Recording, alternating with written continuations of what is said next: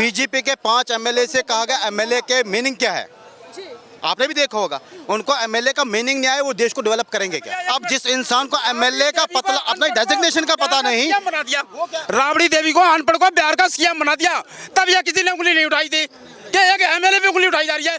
हाँ, ये नाम बदलो सरकार है, ये नाम बदलने के लिए आई है। हिंदू मुसलमान सिख ईसाई के लिए आई है, बाकी डेवलपमेंट इनका जीरो। एक नितिन गडकरी है जिसने काम किया, लेकिन ये लिख के लो 6 महीने के बाद उसको भी हटा देंगे। जैसे वसुंधरा को साइड किया ना, इसी तरह गडकरी को भी साइड कर देंगे। हिंदू मुसलमान सिख ईसाई का फसाद करके अपनी कुर्सी को बचाना है। हकीकत में अगर जिस दिन इनकी सरकार जाएगी, आप देख लें कि इनके कितने घोटाले बाहर आएंगे, ये गारंटीड है। आज हिंदू खतरे में क्यों? कि उस दिन हिंदू खतरे में होता जिस दिन एपीजे अब्दुल कलाम ने एटॉमिक पावर हिंदुस्तान को बनाया, फिर उस दिन खतरे में होना चाहिए था ना। कांग्रेस मांगा धीरज साहू का, यहाँ पे सारा पैदा पकड़ा गया। वो कांग्रेस का सांसद था राज्यसभा का, अब ये नील हो गए बिल्कुल, इसलिए चंदा मांग रहे हैं। मैं बताता हूँ आपको, पार्टी सर चंदा मांग रही है, जनता से मुहिम चला रही है, डोनेट फॉर देश।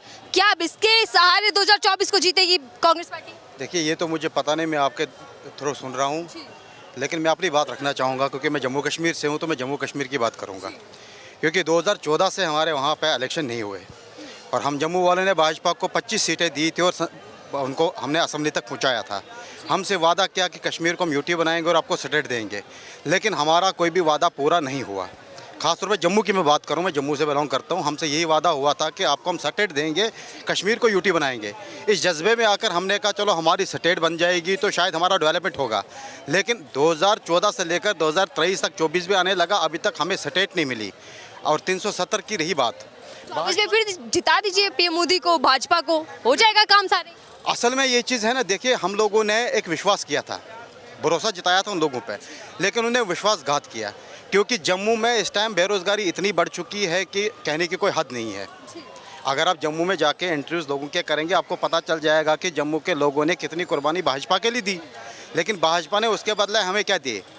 Host taxes. हमारी पावर जो है, पावर स्टेशन हमारे जो है 5 पावर प्रोजेक्ट हमारे हैं, लेकिन हम दिल्ली से पावर लेते हैं, पंजाब से भी नहीं, दिल्ली से। लेकिन मैं बीजेपी क्या बयान सुन रही थी, खासकर अमित शाह कह रहे थे कि अब हमने युवाओं के हाथों से पत्थर छीनकर कलम पकड़ाए हैं, रोजगार उनको थमाया है। देखिए जी, अगर रोज़गार की बात करें, उन लोगों ने कहा था मल्टीनेशनल कंपनीज आएंगी, तो 14 से लेकर अभी तक कोई मल्टीनेशनल कंपनी आई नहीं। जो भी एग्ज़ाम आते हैं उसमें एपटेक को लाया, एपटेक जो ब्लैक लिस्टेड कंपनी है, तो सिर्फ रेवेन्यू जनरेट किया जाता है युवा से। MA BEd PhD करके जो स्कॉलर्स हैं वो सड़कों पे बैठे हैं। ठीक है, अब देखिए दोनों ही पार्टियां, आपकी एक तरफ बीजेपी ने कई वादे किए थे और आप कह रहे हैं कि वादा खिलाफी की है, दूसरी तरफ कांग्रेस कह रही है कि हमें चंदा दीजिए, मजबूत कीजिए ताकि हम चुनाव आगे लड़ सके। तो क्या लग रहा है कि चंदा देंगे आप कांग्रेस को? देखिए जी, असल बात क्या है कि कांग्रेस ने भी कहीं ना कहीं कुछ छोटी मोटी गलतियां की, लेकिन इतनी बड़ी भी गलती नहीं की। क्योंकि आप देखिए, मुझे बताओ, अगर हम दिल्ली एम्स की बात करें, किसने बनाया? मैं आपसे पूछ रहा हूँ, किसने बनाया? जो है, जाहिर बात है कि पुरानी सरकार में बनी, पुरानी सरकार सत्ता में कांग्रेस थी। आप मुझे बताओ, एक यूनिवर्सिटी, एक कॉलेज जिसका उद्घाटन इन लोगों ने किया हो? हाँ, ये नाम बदलो सरकार है, ये नाम बदलने के लिए आई है। हिंदू मुसलमान सिख ईसाई के लिए आई है, बाकी डेवलपमेंट इनका जीरो। एक नितिन गडकरी है जिसने काम किया, लेकिन ये लिख के लो 6 महीने के बाद उसको भी हटा देंगे। जैसे वसुंधरा को साइड किया ना, इसी तरह गडकरी को भी साइड कर देंगे। क्योंकि असल में ये बेटा और बाप की सरकार चल रही है। बेटे और बाप, हाँ, वो तो कांग्रेस में है ना, परिवारवाद तो बीजेपी लगातार नहीं है क्या? आप मुझे बताओ, जय शाह को पता ही नहीं है क्या चीज़ है, लेकिन हमारे BCC बोर्ड का तो क्या हाल कर दिया। अच्छे प्लेयर्स हैं, अगर वो खेलते हैं, 10 मैच खेले उन्होंने, 10 के 10 जीते। एक अगर हार गए तो कितना ट्रोल किया गया। क्या विराट कोहली को आप नहीं मानते? मैं एक मिसाल दे रहा हूँ, क्या वो दिग्गज प्लेयर नहीं वर्ल्ड के? एक मैच हारने की वजह से विराट कोहली को कितना ट्रोल किया गया। क्या ये हमारी इंसानियत है? अगर गलती इंसान से होती है, मैं ये मानता हूँ, 10 अगर जीते हम शाबाशी लेते हैं। गडकरी की बात कर रहे हैं, तो क्या लग रहा है कि अब जो बीजेपी है वो दिग्गज नेताओं को साइड कर रही है? बिल्कुल, यहाँ परिवारवाद जो बात करते हैं परिवार की, वही हो रहा है। आप देखिए वसुंधरा को क्या साइड, जिसके पास 96 MLAs थे, ये आप भी जानते हैं, मैं भी जानता हूँ, लेकिन वसुंधरा को हमारे राजनाथ जी ने चिट पकड़वा दिया, भाई ये खामोशी से आपने फैसला कबूल करना है। क्या आपको लग रहा है बीजेपी में सब कुछ ठीक चल रहा है? और अब देखिए संसद के अंदर अब तक 92 जो सांसद है उनको निलंबित कर दिया गया है, तो आपको लगता है कि लोकतंत्र पर ये हमला है एक तरीके का? देखिए जी, हमला क्यों नहीं है? डेमोक्रेसी किस चीज़ का नाम है फिर? अगर डेमोक्रेसी से मैं अपनी बात यहाँ नहीं रख सकता हूँ तो फिर मैं आज़ाद हिंदुस्तान में थोड़ी हूँ। तो हमारे हिंदुस्तान का आईन है कि हर बंदे को डेमोक्रेसी के साथ बोलने का हक है। तो आपने जब खुद कहा, अभी देखिए 2 दिन पहले अमित शाह जी ने क्या कहा कि कश्मीर से लेकर कन्याकुमारी तक सब लोगों का कश्मीर है और कश्मीरियों का सब हिंदुस्तान है। तो आपने देखा होगा लखनऊ में 2 दिन पहले कश्मीरी लोग ड्राई फ्रूट का बिजनेस करने गए और वहाँ पे म्यूनसिपैलिटी के लोगों ने उनका सामान भी ज़ाया किया, मारा भी, और साथ में पुलिस दरोगा आया गाड़ी में बिठा के उनको मारा। तो योगी जी ने और अमित शाह जी ने एक्शन क्या लिया?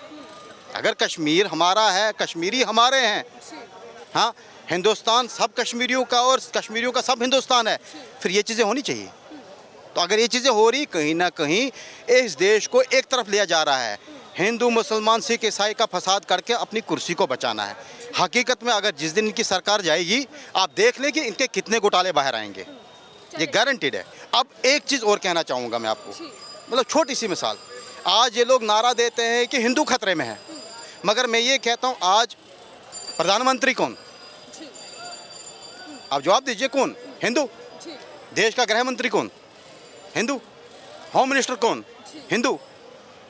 तो आज हिंदू खतरे में क्यों? कि उस दिन हिंदू खतरे में होता जिस दिन एपीजे अब्दुल कलाम ने एटॉमिक पावर हिंदुस्तान को बनाया, फिर उस दिन खतरे में होना चाहिए था ना। चलिए, एक ही नेता सालों साल राज नहीं करता कांग्रेस की तरह, बीजेपी नए लोगों को, कार्यकर्ताओं को भी सीएम बना देती है। आप मुझे बताओ, आपने देखा होगा एक वायरल चला था फेसबुक पे न्यूज चैनल का, बीजेपी के 5 एमएलए से कहा गया एमएलए के मीनिंग क्या है?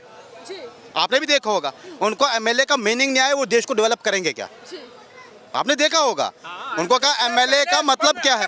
अब जिस इंसान को एमएलए का पता, अपने डेजिग्नेशन का पता नहीं, बना दिया राबड़ी देवी को, अनपढ़ को बिहार का सीएम बना दिया, तब यह किसी ने उंगली नहीं उठाई थी कि एक एमएलए पे उंगली उठाई जा रही है, सीएम पे क्यों नहीं उंगली उठाई गई थी? ये भी इतिहास रचा गया था। जनता के मुद्दे कहीं ना कहीं जरूरी है, लेकिन मेरा सवाल फिर से वह आता कि चंदा क्यों मांगने लग गई कांग्रेस? मांगा धीरज साहू का, यहाँ पे सारा पैसा पकड़ा गया, वो कांग्रेस का सांसद था राज्यसभा का, अब ये नील हो गए बिल्कुल, इसलिए चंदा मांग रहे हैं। मैं बताता हूँ आपको, ऐसा नहीं। असल में भाजपा ने रातों रात नोटबंदी करके, नोटबंदी करके सब देश की जनता को गरीब कर दिया और खुद अमीर हो गई।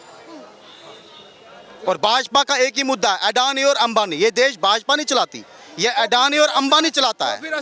आपने देखा कि किसानों का क्या हाल हुआ। अशोक गहलोत ने क्यों, क्योंकि आप देखिए, अशोक गहलोत ने क्यों अडानी को अपने विंड पावर लगाने के लिए जमीन दी है? अब मुझे एक चीज बताइए, जैसे हम किसानों की बात कर रहे हैं, हम सब लोग अन्नदाताओं के खिदमत गुजार हैं, क्योंकि जब वो करते हैं, लेकिन हमारा किसान जो है वो खुदकुशी कर रहा है और ये उद्योगपतियों के लोन माफ कर रही है। तो उद्योगपतियों के लोन माफ करने, जिसका 200 करोड़ प्रॉपर्टी उसका लोन माफ हो जाएगा, लेकिन एक किसान का 50,000 है, वो सूली पर लटक रहा है, खुदकुशी कर रहा है। 5 साल